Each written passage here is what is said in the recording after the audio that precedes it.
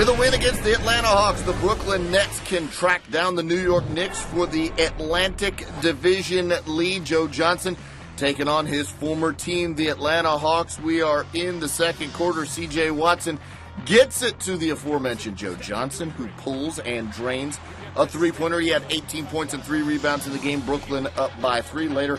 John Jenkins nearly loses the ball, and then just takes a three-pointer and buries it. He had 7 points in the game that tied it at 32.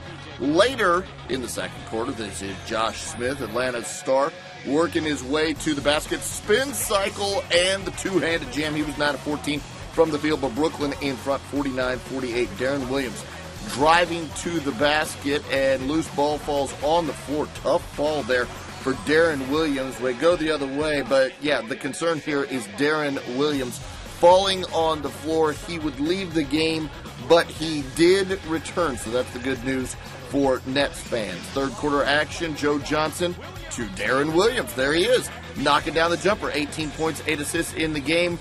We are tied at 53, and then you see the hustle from the Hawks. Kyle Korver saves it to Al Horford up ahead the other way, and there's Josh Smith with the jam. He had 21 points in the game. Later in the third quarter, Deron Williams driving and passing to Reggie Evans for the layup. What a game he had.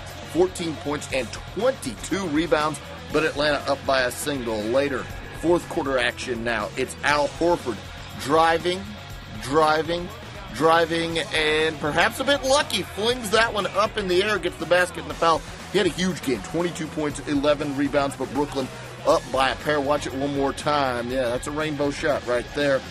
Again, Brooklyn 77, Atlanta 75. Josh Smith outside for a three-pointer. He was efficient from the deep land in this one. 2 of 3 from range in the game. 91-83, Atlanta in front, and then Al Horford finishing it off.